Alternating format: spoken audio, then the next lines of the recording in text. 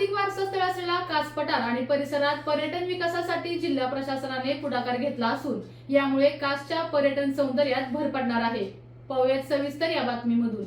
जागतिक वारसा स्थळ असलेल्या कास पठार आणि परिसराच्या पर्यटन विकासासाठी जिल्हा प्रशासनाने पुढाकार घेतला असून जिल्हाधिकारी संतोष पाटील यांनी आज कास परिसराची विशेष पाहणी दौरा केला।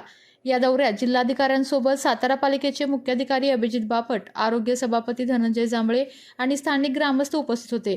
कास परिसराचा समावेश आता नवीन महाबळेश्वर प्रकल्पामध्ये करण्यात आला असून त्या दृष्टीने पायाभूत सुविधांचे नियोजन केले जात आहे। कास बोट क्लबचे अभय फडतरे यांनी जिल्हाधिकाऱ्यांना प्रत्यक्ष जागेवर जाऊन या भागातील काही समस्यांबाबत माहिती दिली।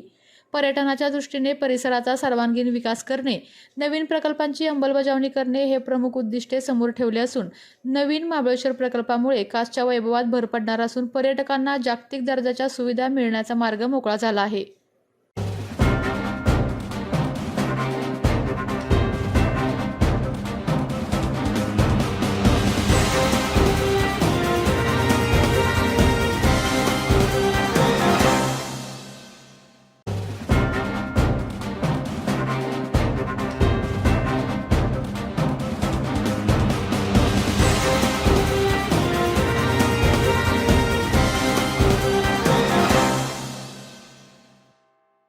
आपल्या तालुक्यातील जिल्ह्यातील बातम्या सर्वप्रथम पाहण्यासाठी आजच सातारा न्यूजला YouTube चॅनलवर सबस्क्राइब करा, लाईक करा, शेअर करा आणि बेल आयकॉन प्रेस करायला विसरू नका।